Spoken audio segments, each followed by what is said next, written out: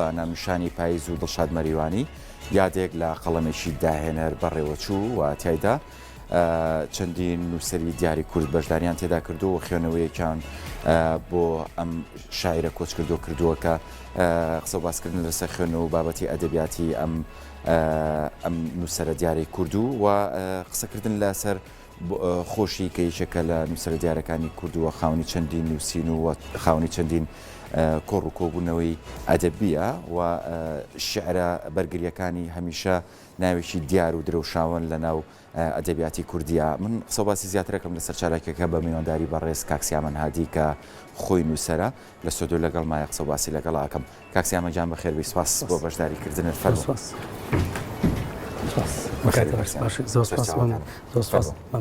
بەخێربێن. سپاس بۆ بەشداریکردنت. بەڕێوەچوونی ئەم جۆرە چالاکی ئەدەبیانەوە بەسەرکردنەوەی ئەو شاعیرانەی کە لە ڕابردووە خزمەتیان بە ئەدەبی کوردی کردووە گرنگێکی لە چی هەیە؟ سەرەتا مێوە بڵێم کە ئەم یادا کۆمەڵگای پەروەردەیی مارگرێت لەگەڵ گۆڤاری وانەر ڕێکیان خستە بوو. جیاواز لە چەند یادێکترە من نەیادی لە دایک بوون بوو نەیادی کۆچی دوایی بوو هەر بەبێ ئەوەی کە ینی وەکو تێشکانی ئەو تەقلی دەش کە هەر زۆر جار بۆ یادی لە دایک بوونیا بۆ مردن ئەو یادا ناکرێتەوە. کاتێک کە تۆ کۆمەڵە نووسەر و هونەرمەندت هەیە لە هەر میلەتێکا بێ مەسەرەن ئەم یادکردنەوەانە جارێکتر ئەو نووسەرە ئاشناکاتەوە بە خوێنەری تازە خوێنەری نوێ چکە ئێمە بەردەوام هەموو کاتێک ینی ئێمە خوێنەرمان هەیە تازە خوێنێتەوە ینی بەردەوام هەموو سەردەمێک جگەلەوە وا کات کە نووسەرانی تریش جارێکتر خوێندنەوە بۆ ئەم نووسەرە بکەن و ئەمەش لە لایەکتری شۆفاداریەکشە بۆی کە تۆ چەند کەسێک لە جۆڵی ناوەندی ڕۆشنبیری هونەری تۆە پێشتر ماندوو بوون کاریان کردووە داهێنانیان کردووە تۆ ڕێز لە ئەو داهێنان و ماندووبوونی ئەوانەگری جارێکتر یادیانەکەیتەوە بەڕاستی. زۆر باشە. بۆ دڵشاد مەریوانی وەک نمونە دەستنیشانتان کردووە؟ بەڵێ ئەوە لەلایەن ڕێکخراوی مارگرێتەوە کراوە بەڕاستی من هەر بەشدار بوویە بوونانی لەگەڵ لەسەر چیرۆکانی کرد من وەکوین بەڵام پێشتریش باسییان لەوە کردبوو کە ئەوی زیادێ بکەنەوە بۆ دڵشاد مەریوانی چونکە پێشتر گۆڤاری وانەر لە ژمارەیەکە دۆسیەکی تایبەت مەلەفێکی تایبەتی بە دڵشاد مەریوانی کردەوە. ئەویست ئەمە وەکو کۆڕێکیش سازکەن بۆی کە وە گۆفاداریەک بۆ نووسەرە یادێک بکەنەوە و چەند نووسەرێک بەشدار بنتیایە و خوێندنەوە بۆ بابەتەکانی بکرێت. زۆر باشە. هەڵسەنگاندنی تۆ بۆ کارەکانی ئەو کارە ئەدەبیەکانی ئەو چی بوو؟ بەڵێ من لەسەر ئەدەبی گەڕانەوە قسەم کرد. بێگومان دڵشاد مەریوانی لەو نووسەرانەیە کە پێوترێت فرە بەهرەیە ینی دڵشاد مەریوانی شعری نووسیوە چیرۆکی نووسیوە ڕۆژنامە نووس بۆ بڵێ لە ڕۆژنامە وتاری نووسیوە ئەکتەر بووە دەوری بینیوە درامای نووسیوە شانووی نووسیوە وەرجێڕانی کردووە پێشکەشکاری کردو لە لەگەڵەوە شار ڕەخنەی نووسیوە ڕەخنەی ئەدەبی بەڵام ئەمە ڕەنگە گرنگ نەبێ زۆر جار کەسی هەبێت چەند بوارێک بکە بەڵام ئەوەی کە گرنگە ئەوەیە کە وەک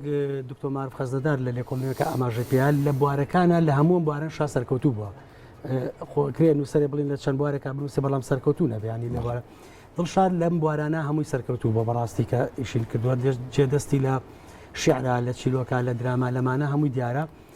ئەوەی کە من زیاتر قسەم لەسەر کرد ئەدەبی گەڕانەوە بوو واتە چیرۆک و ڕۆمان.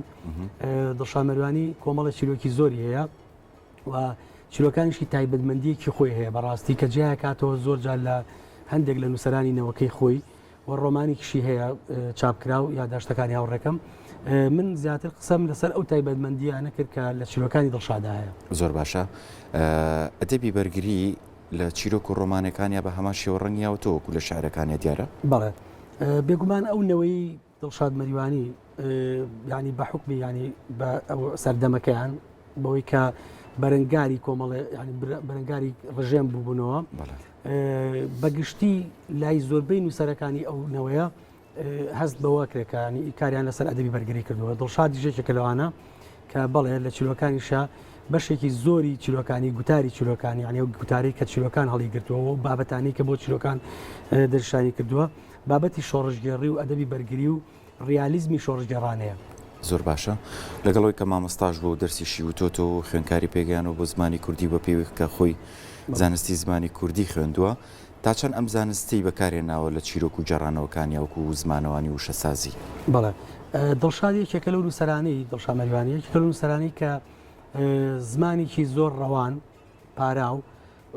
و کوردیەکی جوان ینی لە نووسینە پەخشانووسێکی باش ینی چیرۆکەکانیشی زمانێک شعریە پێوەیەکە ینی لە هەندێک شوێناکەی خوێنیتەوە لەگەڵ ئەوەشە یەکێک لە تایبەتمەندیەکانی نووسینی دڵشاد مەریوانیەوە بووە کە لە نووسینا درێژدا دڕنیە ینی بە کورتی و بە چڕیە نووسێ ینی کاتێککە تۆ چیرۆکیشی خوێنیتەوە یاک بەرهەمێکی خوێنیتەوە هەست بۆ ناکەی کە وەسفی زیاد و وشەی زیاد و ئەوانە بەکاربێنێ و بابەتەکە درێژکاتەوە ئەوەی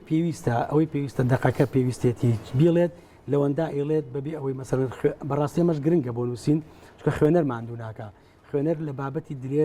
درێژ و بێسوود ئەنی کە درێژیکەیتەوە ماندووە بێت دڵشادێکی کە لەوانەی کە بەڵێ زمانی زۆر بە شێوەیەکی ڕەوان و کوردیەکی باشی زانیوە داڕشتێکی باش وێنەی شعری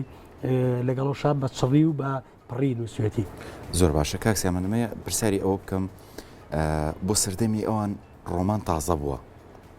چۆن کاریان لەسەر کردووە هەموو ستانداردەکانی ڕۆمانیان هەبووە یعنی کە ئێستا ئەخوێنرێتەوە کە ئەبینرێت لەلایەن ئێوەوە؟ بەڵێ بێگومان زۆر بەی کات جاروایە کە تۆ چیتە سەر دەقێک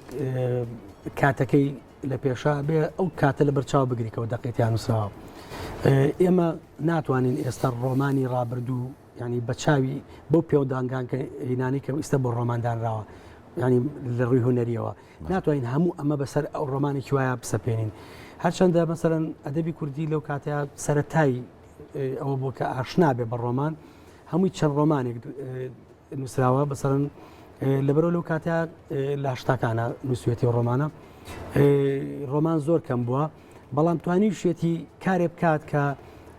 نزیک بێلەوەی کە زۆربەی لایەنە هوەرەکانی ڕۆمانی تیابێت زیاتریش ڕۆمانەکەی لە یادداشتەوە نزیکە ینی زۆرتر وەکو شتێکی لە عەرەبیا پێوترە سیرە ڕیواییە ینی ڕۆمانی ژیاننامەییە بەڵام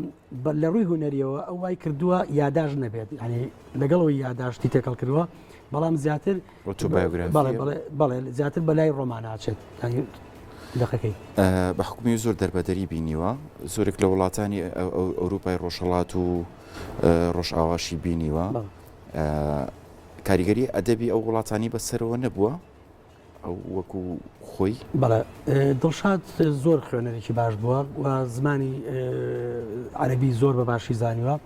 لەبەرەوە لە ڕێگەی زمانی عەرەبیەوە بەڵێ ئاگای لە نووسەرانی ئەوروپی بووە ئاگای لە نووسەرانی عەرەب بووە و هەر وەکەوەی تۆ ئاماژە پێ بە ئەو گەڕان و زۆرەی ڕۆمانەکەشی ئەوەیە ڕۆمانەکەشی دوو جێگەی کردو بە ئیشکردن کوردستان و ئەوروپا ینی زیاتر باسی ئەو کاتی خۆیەکە کە ئەچێتە ئەوروپا فترێک لەوێ ئەمێنێتەوە دوایی ئەگەڕێتەوە بڕیارەیە بگەڕێتەوە ڕۆمانەکە شێر باسی ئەوەیە بەڵێ کاریگەری ئەو نووسەرانی لەسەر بووە لە بەروی زۆر خوێندوێتەوە ئاگادار بووە لوسەرە جیهانەکانی زۆربەی ناسیوە. زۆر باشە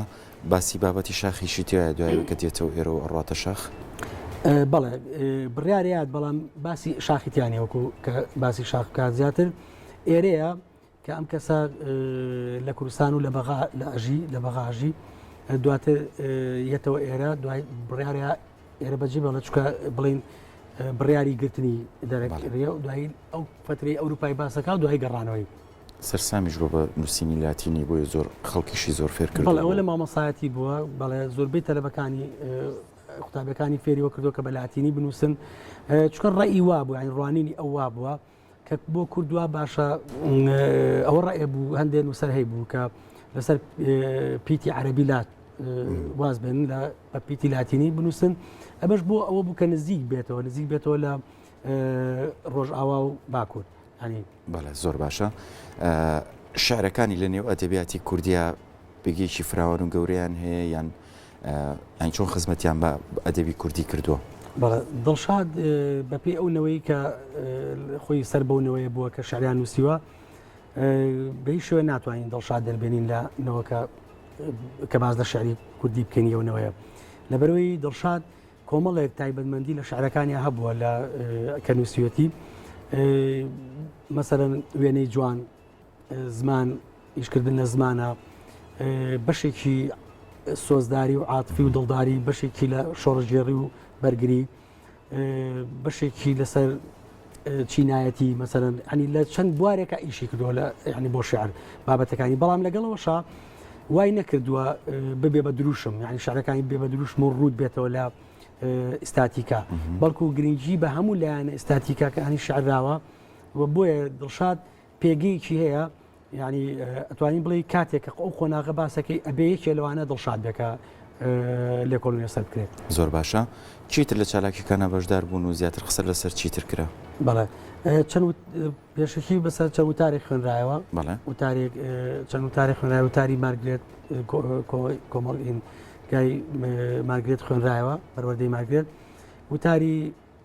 بنەماڵە لەلایەن شیرین کاف خێزانی شامەریوانی خوێنرایەوە چەند شعرێکی خوێنرایەوە چەند گۆرانیەک لەوێ پێشکەش کرا کە شعری دڵشامەریوانی بوون پێشتر ینی کە وتراوە پێشتر جگەلەوە دوو بابەت پێشکەش کرا ئەکرەمی مهێرداد بابەتێکی لەسەر شعرەکانی دڵشامەریوانی پێشکەش کرد منیش بابەتێکم لەسەر ئەدەبی جێڕانەوە لای دڵشامەریوانی پێشکەش کرد خۆت بیری لەوە نەکردوەوە کارێک بکەی لەم شێوەیانی چالاکیێکی ئەدەبی بکەی بۆ یەکێک لە شاعری لە نووسەرێک لە کەسێک ئەوە ئەو شێوازە و ناساندنی بە بنەوەیەکی ئێستا بەڵێ وڵی ئێمە من لەو ڕێکخراوە نیم ئەوان کرد من بەس خۆتۆکو خۆشی خۆت نازانم مەگەل لە ئەیندا ئەگەر بیر لە شتێکی وا بکەینەوە ئێستا هیچ شتێکم لە خەیاڵانیە سپاس کاکسیامان هادین و سەر سپاس بۆ بەشداری کردنت سپاس باش دووبارە بەخێربێ